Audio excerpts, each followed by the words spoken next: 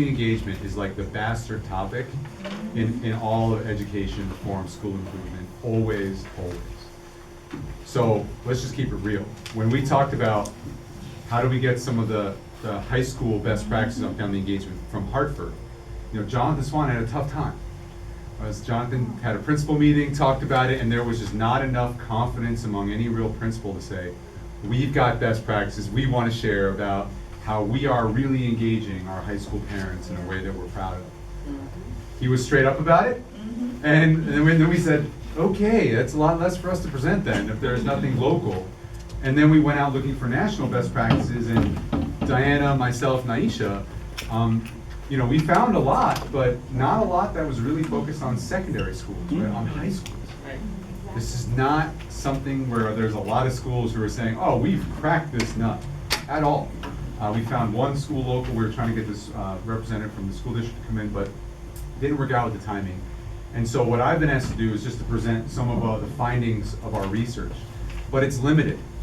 So what we've done is, this is a mixture of findings with also engaging you all. It builds trust. Mm-hmm. Why is trust so important in high school?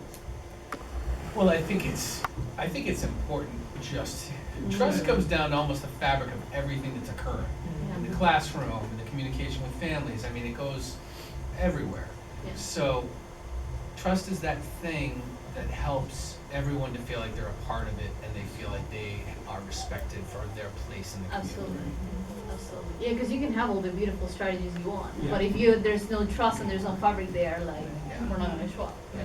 Because we're out of time, but another challenge is the structure of high school. Mm. In elementary school, you have one classroom teacher who's with the kid all Yes. day, so it's easy to develop a relationship Yeah. of 20 kids. But a high school teacher is 100 kids, 100 kids. and they can't do it the same. Yep. And the only vehicle that is in place to do that, which is not at all used effectively for it, is advisory, where you could, or homeroom, whatever a high school Yeah. has, where you could say, I'm responsible for these school board kids. of kids, yeah. But what high schools have failed to do, at least in the high schools I've worked in, is use the elementary model through that advisory. Like, call parents before the first day of school and say, hi, I'd like to meet you, I'm gonna be your kid's advisor.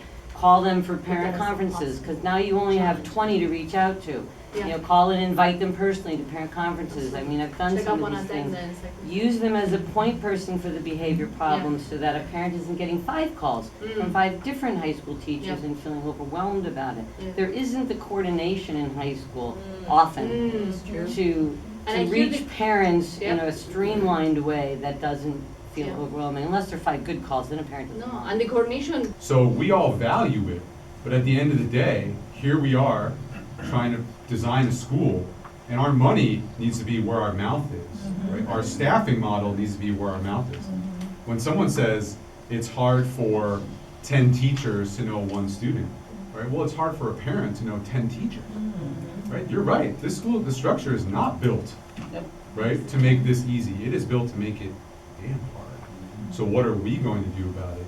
And this is why, just props to the Family Community Engagement Committee to start thinking about how do we address these things head on.